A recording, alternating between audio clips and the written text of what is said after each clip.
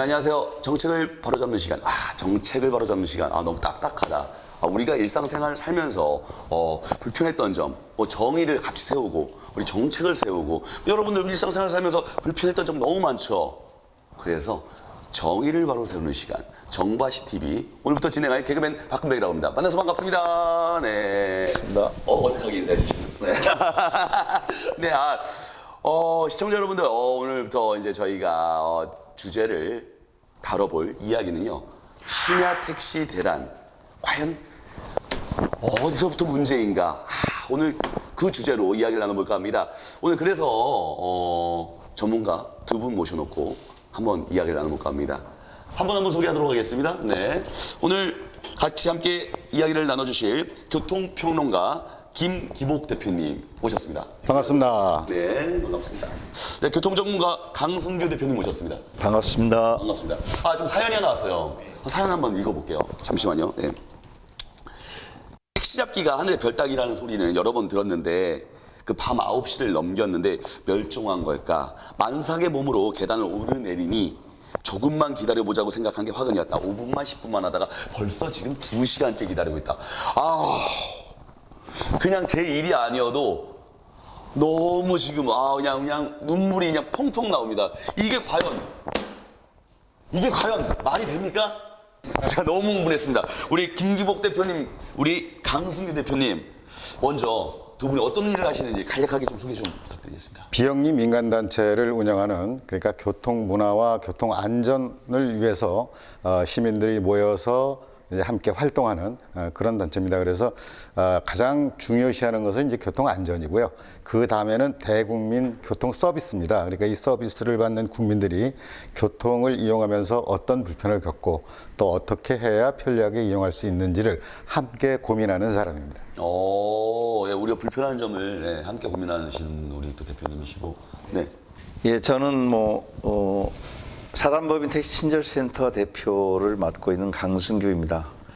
저희 친절센터는 정말 택시 문제가 심각한 것이 어제 오늘의 문제가 아닙니다. 그래서 정말 시민들이 타기 좋은 택시, 친절한 택시를 만드는, 그래서 기사들에게 정보와 교양을 제공하고 정말 질 좋은 택시를 만들어내겠다, 이렇게 하면서 비영리 단체로 운영되고 있습니다.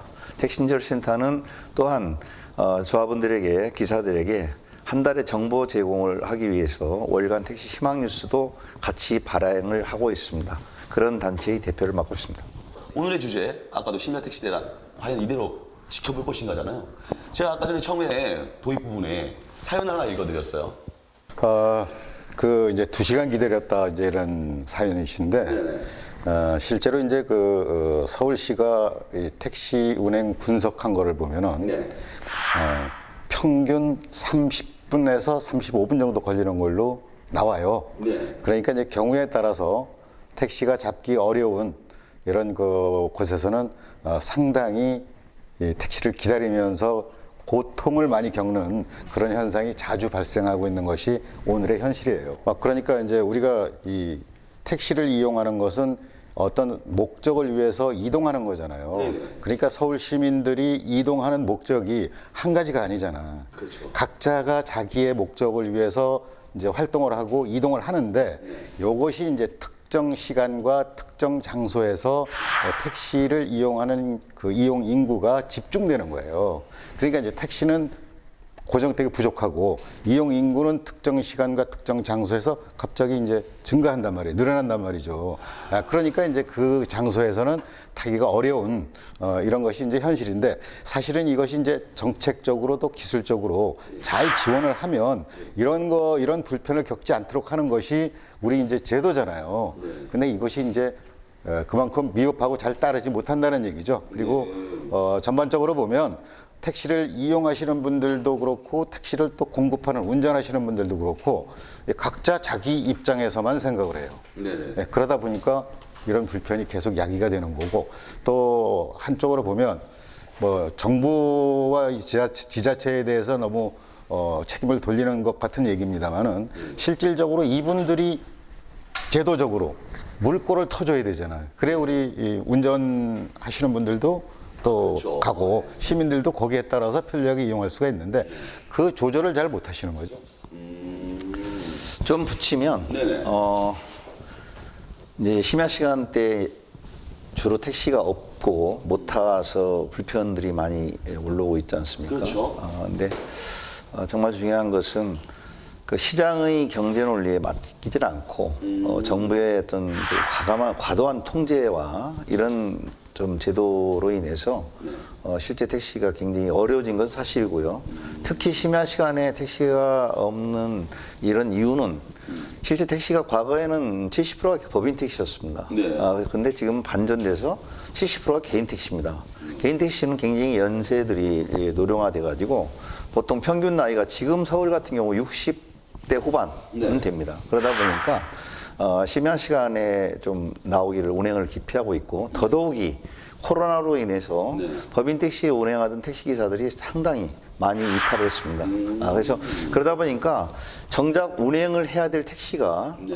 불과 서울에서 지금 법인 택시 같은 경우 22,000대 정도가 있는데 네. 거기에서 약 한 40%밖에 운행을 못 하다 보니까 심야에 당연히 택시가 없죠.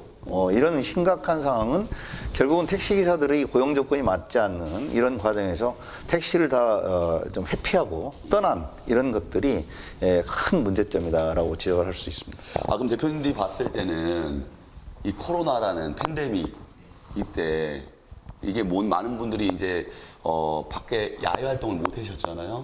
예, 그렇기 때문에 그만큼 그때 공급이 없었기 때문에 수요만 많고 그랬던 건가요? 이제 이 코로나 팬데믹만이 택시 대란의 원인이라고 볼 수는 없어요. 그러니까 이게 지금 우리가 택시 대란은 어제 오늘 이야기가 아니고 수십 년째 계속 겪어오는 거예요. 그죠. 옛날에 초창기에 택시 타기 어려웠을 때는 택시가 없어서 네. 택시가 부족해서 막 합승하고 혹시 기억 못하죠? 우리 예, 맞습니다. 우리 세대 차이가 좀 나는 얘기인데 아유. 초창기에는 말이에요. 이 택시 타기 어려울 땐 이게 있었어요. 이게 뭔지 아세요? 이거 두 따블, 가위바위보 아닙니까? 세 따블. 이거는 네? 따따블. 따따블. 막 이렇게 하는 이 표시로 그러니까 길거리에 서서 택시를 잡을 때 네. 이렇게 표시를 해야 돼. 그러니까 정해져 있는 요금만 주고서는 못 하는 거야. 이렇게 많이 주겠다. 그래야 이제 택시가 지나가다가 그 많이 주겠다는 승객 앞에 서서 태우고 다니고 이랬던 시대에서부터 시작해가지고 사실은 이제 택시 공급이 대단히 많이 늘어나기 시작한 것이 이제 우리가 88년도 올림픽을 치르면서 택시가 이제 굉장히 공급이 많아졌습니다. 그래서 택시가 부족하지 않은데 지금은 택시 타기가 또 어려워요. 이건 뭐냐면 차가 부족한 것이 아니고 택시 운전하는 운전자가 부족한 거예요. 네, 그래서 또 이게 이제 택시 타는 불편을 겪고 있는 거거든요.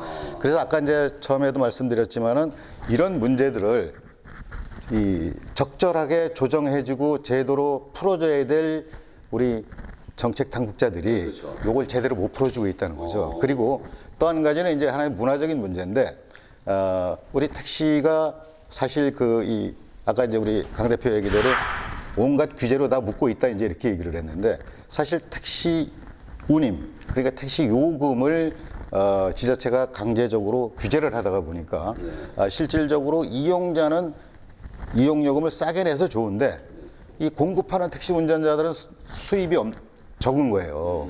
그러니까 그러니까 수요와 공급의 불균형적인 문제가 계속 이제 이 택시 타기 어려운 택시 안으로 존재하고 있는 거죠. 거기에서 코로나 팬데믹이 오면서 일시적으로 이제 이용 수요가 갑자기 줄어들다가 보니까 택시 매출이 줄잖아요. 택시 매출이 줄다 보니까 택시 운전자 소득이 줄어. 그러니까 택시 운전 직업에서 떠나서 이탈하고 운전기사가 부족한 거예요. 그런 어떤 정책을 못 내놓는 상황에서 계속 지금까지 흘러온 이 시점에서 대표님께서 생각한 정책은 어떤 정책이 있어요? 정책을 아예 안 내놓은 건 아니에요. 잘 내놨어요. 지원도 하고. 그런데 그게 유지되지 못하는 거예요. 그러니까 일관성이 없다는 거야. 예를 들면 일괄이가 아웃이죠. 서울시장이 바뀌었다. 네. 그러면 전 시장이 했던 그 제대로 일관성 있게 밀고 가는 게 아니고 자기 입맛에 맞게 바꿔버리는 거야. 그러니까 이 진짜로 규제를 풀어줘야 될 거는 안 풀어주고 네. 자기가 생각했을 때 시민들한테 저 호응을 얻을 수 있는 것만 하는 거예요. 그러니까 택시는 규제하고 시민들한테 인기 있는 것만 몰아서 하다가 보니까 선거할 때만 뭐 이렇게 공약만 이렇게 그래서 택시 요금 올리면 시민들한테 비난 받잖아요. 그렇죠. 그러니까 택시 요금은 안 올리고 그러고 이제 못 올리고 올리려고 해도 그게 이제 그러다 보니까 가격의 불균형이 나오는 거예요, 이게. 예, 그래서 이용자는 싸기는 싼데 불편을 겪을 수밖에 없어. 싸기는 싼데 이용이 불편할 수밖에 없단 말이죠. 그래요. 일본 보면은 일본 가서 택시를 타고 이렇게 해도 보면 일본 참 택시비가 참 처음부터 그 가격이 좀 어느 정도 높게 책정되어 있습니다. 그것이 이제 결과적으로 택시를 이용하는 우리 시민들의 교통 문화까지 바꿔버린 거예요. 그래서 전 세계에서 우리나라만큼 택시를 많이 이용하는 국민이 없습니다. 솔직히 말씀드려서 그리고 우리나라만큼 우리나라가 이제 택시를 많이 이제 이용을 한다는 거죠. 네. 그건 뭘 의미하냐면 그 인구 비례 택시 공급 대수를 보면 알아요. 예. 그러니까 우리가 인구 만명당 7.3대나 돼. 예? 예를 들어서 프랑스나 일본이 뭐 4.7대 정도 되니까 일본에 우리 2배 가까이 많은 거예요. 그러니까 이제 이것이 인구 대비 또 국민 소득 대비 여기에 따라서 택시 운행 대수가 결정이 돼야 되는데 우리는 터무니없이 많아. 그 이유가 뭐냐면 세계 60개 도시 중에서 우리가 60위야. 택시 요금이 싸기로. 그러니까 이렇게 싸다가 보니까 이게 택시 서비스가 제대로 이루어질 수 없는 거는 당연지사라는 거예요. 그러니까 이 불편은 그래서 어제 오늘부터가 아니고 계속해서 지금 겪고 있는 거야. 다만 코로나 때문에 이제 좀 더 2021년에 비해서 2022년이 좀 더 불편한 거예요. 그럼 제가 한번 여쭤볼게요, 두 분께. 지금 택시 기본 요금 얼마인지 알고 계시죠?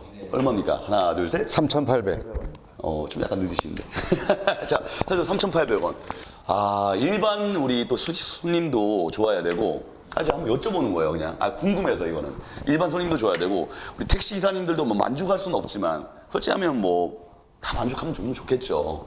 일반 손님도 만족해야 되고, 택시 기사님도 만족해야 기본 요금, 가격. 우리 대표님께 한번 여쭤볼게요. 서비스를 받은 것만큼에 대한 대가를 지불할 수 있는 준비가 돼 있어야 된다는 얘기예요. 기본 요금. 예. 그러니까 그 요금 얼마를 갖고 얘기할 수는 없어요. 이게 이제 그러니까 기본적으로 원칙을 세울 때 택시 서비스를 받은 것만큼 소비자는 대가를 지불해야 된다는 거야. 근데 이 대가를 지불하려고 하는데 중간에서 지자체나 정부가 끼어가지고 이걸 못하게 한 거야. 그래서 이게 나타나는 문제이기 때문에 이것을 지금 이제 한 가지로 풀자면 빠져야죠. 시장에다가 맡겨야지. 그리고 요금 규제를 왜 하냐 말이에요. 그러니까 10,000원짜리 갖다가 5,000원에 팔라 그러면 팔겠어요?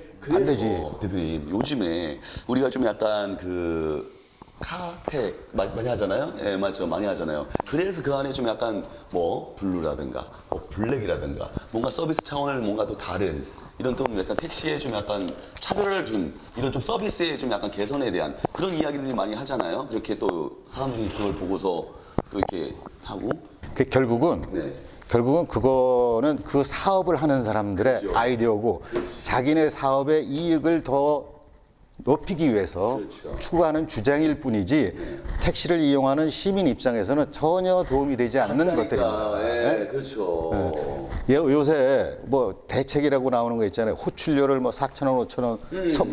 그게 무슨 도움이 되겠어요? 택시 이용하시는 분 입장에서. 그런 것이 결과적으로 무슨 대책인 양 발표를 한단 말이에요. 네? 지금까지 그러니까 뭐 대책인 양 발표하는데 그게 대책이냐고요. 대책이 없네요. 결론적으로 얘기하면 택시 이용 패턴을 이렇게 보면 오전 10시부터 24시까지가 꾸준하게 택시 이용 승객이 있어요. 여기서.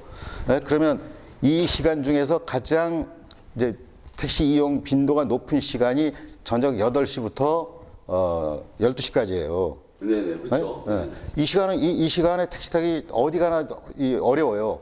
그러면 이때에 공급이 될 수 있도록 해줘야 되잖아. 그렇죠. 네, 이때에 공급이 될 수 있도록. 그러면 뭡니까? 우리 선진국이나 다른 외국들에서 이래 보면 수요를 맞추기 위해서 요금을 가지고 탄력적으로 조정하는 도시가 많아요. 그래서 필요한 만큼 교통 체증이 심한 구간에 가면 거기서 체증이 심한 만큼 더 할증을 받아가지고 운행을 할 수 있도록 하거든요. 그러면 어떤 문제가 생기냐면 아무리 교통정체가 심한 구간을 승객이 가자고 해도 기사가 짜증을 안 내. 그만큼 보상이 되니까. 그러니까 그런 정도가 균형이 맞아야 된다는 거예요. 균형이 맞아야 된다. 그렇지. 어떤 한쪽만 편익으로 제공이 되면 그 반대쪽에서는 불편한 거 아니에요? 사업용 택시에 그러면 산악금이라는 게 있어요. 그 산악금이라는 것도 이게 제가 옛날에 그냥 기사님과 잠깐 대화를 나눠봤는데 이렇게 기사님께서 요즘에 못 해먹겠다고 죽겠다고 회사에다 돈 냈는데 자기는 가져가는 게 이제 많이 없으시다고 이제 기사님께서 그렇게 얘기를 하셨어요. 요거에 좀 약간 앞으로의 좀 이렇게 지금의 문제점과 앞으로 처우 이제 개선해 방안을 좀 약간 혹시 있나 이런 것도? 네. 그 이제 지금 시대에 맞는 그런 제도로 사실은 이제 택시 기사들에게 월급제를 그동안에 하자라고 이제 결의도 했고 옥토버에서 방침도 법으로 정리해서 발표도 했죠. 근데 현재는 거의 시행이 안 됩니다. 시행이 안 되고 사실은 택시가 기사들이 떠난 이유는 그 수입이 없으니까 생활이 안 되니까 택시를 해가지고는 도저히 생활을 할 수가 없거든요. 그냥 떠나는 거예요. 떠나고 정말 고정돼서 남아있는 분만 지금 남아있는데 그마저도 서로가 이제 각 회사별로 사람이 없다 보니까 이제 있는 회사에서 서로 기사를 빼가는 이런 실상까지 나오고 있어요. 이런 것들은 저는 이제 택시 문제의 가장 근본으로 꼽는다면 기존에 있는 택시 기사들 외에 새로운 좀 좋은 양질의 기사들이 수혈될 수 있도록 하는 그런 제도가 필요하다 하는 것. 그리고 그걸 하기 위해서는 시민을 먼저 생각해야 된다. 아무리 좋은 제도도 시민을 위한 공공성이나 공익성이 담보되지 않은 일방적으로 사적 이익만 추구하는 그런 경영은 그런 어떤 제도는 안 된다. 이런 생각을 갖고 있습니다. 그래서 시민을 위한 제도로 본다면 그런 것들을 수시로 점검하고 통제하는 그런 센터도 필요한 거고 여러 가지가 있는데 지금 현재 내놓는 말씀처럼 법인 택시가 70%였던 게 개인 택시가 70% 바뀌었고요. 그러니까 개인 택시를 개인과 법인이 있는데 개인 택시는 노령화가 되다 보니까 심야에 부재도 해제하고 뭐 탄력 요금도 주고 있는 하지만 솔직하게 고백을 얘기해요. 이 나이 먹고 내가 심야에 가서 심야 운전을 할 수 있겠냐 이런 얘기도 합니다.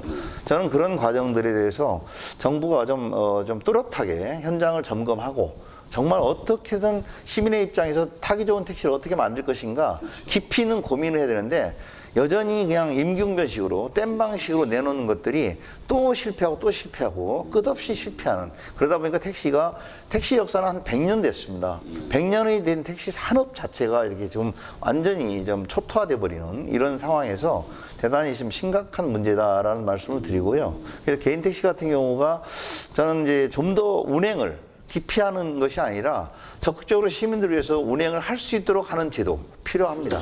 네. 진짜 택시야말로 시민들의 발이잖아요. 그렇게 이제 우리 시민들이 그렇게 이해할 수밖에 없어요. 택시에 대해서. 그런데 아까 말씀드렸지만은 우리가 택시를 그렇게 이용하면서 이용자가 이용한 대가만큼 지불하려도 지불하지 못하게 하는 바람에 택시 공급자들이 다 무너졌단 말이에요, 지금. 네? 지금 예를 들면 이런 거예요. 법인 택시가 보유 대수의 30%밖에 운행을 못해요. 네네. 10대 중에 7대가 서 있다는 얘기예요. 그 이유는 운전하러 오는 기사가 없기 때문이거든요. 그러면 지금 이제 우리 옆에 강 대표가 사실 이 문제 해결하기 위해서 이 택시 월급제를 추진을 해서 그걸 이제 제도적으로 하도록 만들어 놨는데 이거를 하나도 지키는 회사나 노동조합이 없는 거야. 이게. 그래서 그것을 미뤄오다가 지난 2020년에 강제적으로 또 시행하자 이래갖고 또 시작을 했어요. 근데 지금도 20-30%도 안 해. 그냥 위장으로 하고 있는 거예요, 위장으로. 그럼 예를 들자면 지금 이거잖아요. 우리 택시 운전하는 사람들 뿐만이 아니라 노동을 제공하는 사람들이 모두가 보장받을 수 있는 거. 국가가 보장해주는 제도가 뭐죠? 최저임금제예요. 그렇죠. 근데 택시기사들은 최저임금을 못 받아. 왜 택시만 유독? 왜 그 회사 그러니까 택시 운전자들이 최저임금만 보장받는다고 하더라도 월 급여를 한 190만 원 정도 받을 수 있고 거기에 상여금 뭐 플러스 알파가 있으면 기사들이 이렇게 떠나지 않아요. 그렇죠. 근데 이 보장이 안 되는 거야. 겉으로는 월급제 한답시고 이렇게 다 대외적으로는 알려져 가지고 뭐 기사가 200만 원, 250만 원 받는다 이렇게 알려져 있어요. 근데 실질적으로 수령하는 데는 뭡니까? 산학금이라는 제도는 없어졌지만은 나름대로 또 정하고 있는 기준금이라는 게 있어. 그 기준금을 못 채웠다고 일정 부분 까고, 그리고 또 뭐 불성실 근무했다 이래갖고 또 까고, 딱 까다 보면 120, 30만 원 정도밖에 안 된단 말이에요. 그러면 법으로 보장돼 있는 최저임금도 못 받는 직종에 누가 일을 하라고 그랬어요. 지금 이 상황이 이렇게 돼 있는 상황이야. 근데 우리 이용하는 이용자들이나 또 우리 국민들은 이 택시 기사와 택시 회사 간에 이루어지는 문제에 대해서 모르는 게 당연하지. 알 이유가 없잖아. 맞죠. 당연히 제도가 그렇게 돼 있으니까 그렇게 되는 거로 믿고 있는 거지. 어떻게 시민들이 그걸 알 수가 있으면 또 안다고 해서 뭐 할 거예요. 알 필요도 없는 거야. 그러면 문제는 뭐냐면 이걸 관리하는 당국이 있잖아. 네? 노동부도 있고. 그 뭐 하고 있냐고 이 사람들은. 그래서 지금 우리가 방송하고 있잖아요. 그래서 이런 실상을 정말 어느 방송에서고 하지 않은 거예요.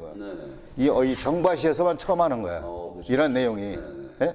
그러니까 이 정바시를 통해서라도 좀 이 실상을 좀 알고 우리가 이해할 부분은 이해해야 된다는 얘기. 그렇다고 해서 우리가 이제 개인 자동차를 이용하는 사람들이 이용하지만 없을 때 대중교통과 사이에서 정말로 필요한 교통수단이 택시 아닙니까? 근데 이 택시를 공급해서 운행할 수 있는 기본이 무너져 버렸단 말이야. 예? 그리고 이용자는 못 하는 거지. 네. 예. 그런데 여기에서 또 문제가 되는 게 이용자 입장에서는 또 억울한 부분이 많아요. 플랫폼 택시라고 그래가지고 뭐 요즘 뭐 앱으로 콜만 하면 탈 수 있다라고 생각해. 그런데 이게 요즘 국토부 대책으로 탄력 할증 호출료 물린다고 그러니까 이게 벌써 일부 업체에서 이 호출료를 내지 않는 콜은 수락을 안 해. 그리고 주변에 차 없다고 대차를 안 해버려. 그러니까요. 그리고 호출료 내는 택시라도 지금 택시 타시겠습니까? 그래. 그래서 뭐 얼쩡얼쩡 하다 보면 자동으로 넘어가 버려요. 근데 이거 몰라. 택시 탈 때까지. 언제 가서 알 수 있느냐면 택시 요금을 결제를 하고 난 다음이라야 알아. 그렇죠. 예? 그래서 이게 왜냐면 택시 요금 따로 호출료를 따로 결제하니까. 예? 예, 그러니까 이제 이거 택시 요금은 개인 택시 운전자나 회사로 가는 거고 호출료는 브랜드 호출 콜 하는 데하고 회사하고 50대 50으로 나눠 먹는 거란 말이에요. 그러니까 이건 따로 결제를 하는 거야. 그래 거기 가야 소비자는 택시 이용자는 결제를 해봐야 내가 호출료를 냈는지 안 냈는지 알 수 있는 상황이 됐단 말이에요 지금.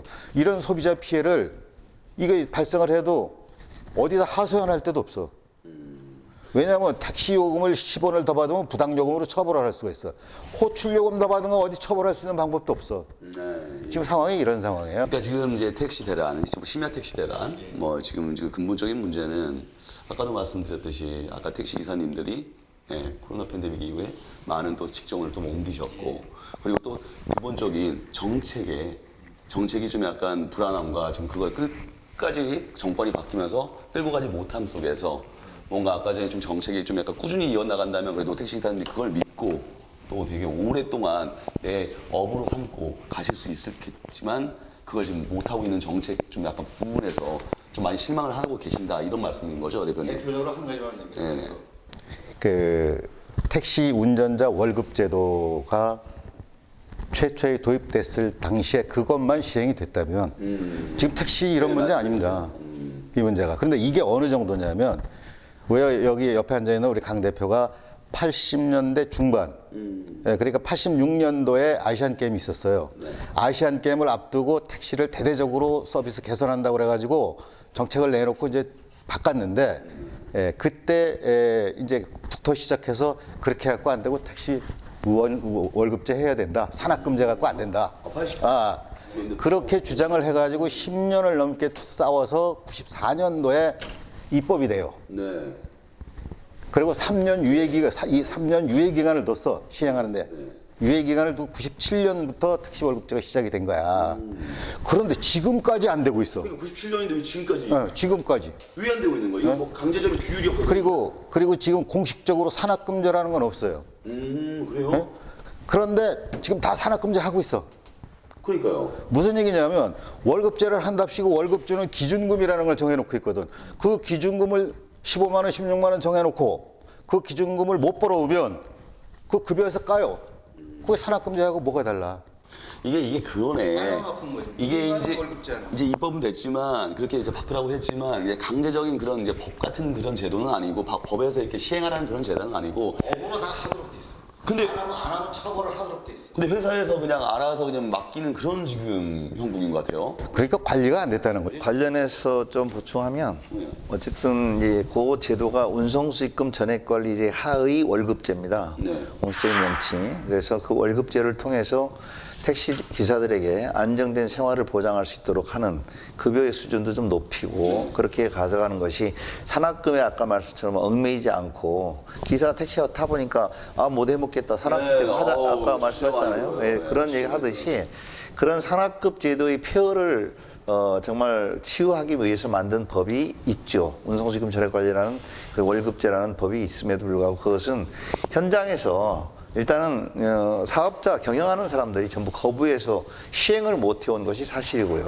이런 걸 법으로 또 의존해서 고발하거나 또는 제소하고 입법으로 좀 하면 그거 가지고 시간 끌다 보니까 당장의 택시자들은 좀 생계 의욕 문제가 있다 보니까 그냥 포기하고 그런 과정에서 다 무너진 이런 상태입니다. 결과적으로는 저는 뭐 지금 이제 심야택시 관련해서 말씀을 좀 정리해서 말씀을 드려보면 저는 제도로서 요금 정책을 뭐 탄력 요금제를 뭐 또는 부재를 해제 뭐 이렇게 접근해 가지고 심야택시가 해소될 것 같지는 않다 이런 판단을 하고 있고요. 특별하게 주문하는 것은 어쨌든 택시가 멈춰있는 택시가 운행을 해야 되거든요. 심야에 운행하는 택시는 전부 법인 택시가 운행했습니다. 근데 개인 택시는 아까 말씀처럼 고령화돼 있다 보니까 심야에 잘 안 나오거든요. 그러다 보면 결국 다른 제도를 갖다 붙인다 하더라도 결과적으로는 승객들은 요금은 더 들여가면서 타지만 결과적으로 택시는 그렇게 많지 않을 것이다. 따라서 현재 멈춰있는 택시를 운행하도록 하는 제도 이런 것들을 좀 정부가 정말 한번 대대적인 수술을 가하는 이런 것들을 해야지 지금과 같은 과정에서 조금 건 바이 건식으로 잘못된 걸 갖다가 이거 내놓고 저거 내놓고 계속 내놓는데 그렇게 해서 접근해가지고 해결될 수가 없을 것이다 라고 생각하고 어저께도 저희들이 사실은 전문가들하고 알만한 전문가들하고 좀 저녁에 좀 토론도 했습니다만 한국 택시 산업 100년 이 역사는 망했다. 결과적으로 실패했다. 종합적으로. 그리고 정말 다시 세울 수 있는 이런 것들 내놓지 않고 이 정말 실패한 이 제도에 대해 계속 입히고 또 입히고 누더기를 만드는 이런 거는 아닌 것 같다. 그래서 지금 현재 그럼에도 불구하고 현재 심야택시 과정에서는 이러고 저러고 정부가 발표한 대로 할 겁니다. 한다 하더라도 저는 그건 그대로 배치해 놓고 정말 택시 문제를 해결하고 한다면 일본 택시, 한국 택시는 일본 택시를 많이 유입을 했습니다. 그렇죠. 처음부터. 그래서 그 바로 아까 말씀드린 그런 월급제나 또는 이런 그 전액관리제나 이런 것들이 일본에서 유입한 거거든요. 이런 건데 사실 일본 택시 지금 크게 불편하지 않습니까? 좋지 않습니까? 친절하고 안전하고 이러는데 그냥 자동으로 열리잖아요. 그러니까 그래서 그런 것들은 일본이 그만큼 과도할 정도로 노력을 합니다. 정책 시스템을 도입해서 현장으로 내리기까지는 굉장히 주도면밀하게 연구하고 데이터를 가지고 확인된 것들을 가지고 시행하거든요. 지금 우리처럼 이렇게 그냥 택시 한번 제대로 안 타본 사람들이 정책을 만들고 있습니다. 이런 것들은 저는 정말 바로 잡아야 된다. 그래서 일본의 예를 한 가지 좀 드리고 싶은 것은 동경에 가면 동경 택시센터가 있습니다. 상주 인원이 근무자가 200명 정도 근무합니다. 그분들은 정말 대학 졸업하고 취업해서 그 문제만 연구합니다. 전문적으로. 그래서 어떻게 하면 택시 문제를 시민들에게 더 가깝게 다가가게 잘 타게 할 수 있을까 이런 것만 연구하는 곳이거든요. 이런 것들을 한국에도 좀 벤치마킹해서 내셔널 컨트롤 타워를 빨리 만들어야 된다. 그래서 종합적으로 다시 택시가 현재 잘못된 구조를 어떻게든 좀 바꿔나가려는 이런 노력들이 있지 않고서 그냥 현재 뭐 민원에 대해서 이렇게 좀 제기하다가 또 선거 때 되면은 표 보고 또 그냥 후닥닥 바꿔버리고 이렇게 왔던 것이 정말 이런 지금과 같은 부메랑으로 돌아온 것이다라고 얘기합니다. 네, 잘하면 우리 심야 할증료와 콜비도 올려서 택시 기본 요금이 1만 원 시대를 열겠다는 것이 정부 당국의 대책이겠지만요. 그 지난 10월 4일 국토교통부에서 발표한 그 내용대로 하면 저는 정말 집에 쉽게 갈 수 있을 것 같아요. 근데 과연 제가 정말 쉽게 갈 수 있을까요? 두고 보겠고요. 오늘 함께 말씀 나눠주신 우리 김기복 대표님, 그리고 강승규 대표님 감사했습니다. 네, 지금까지 정바시 TV 이사의 개그맨 박근백이었습니다.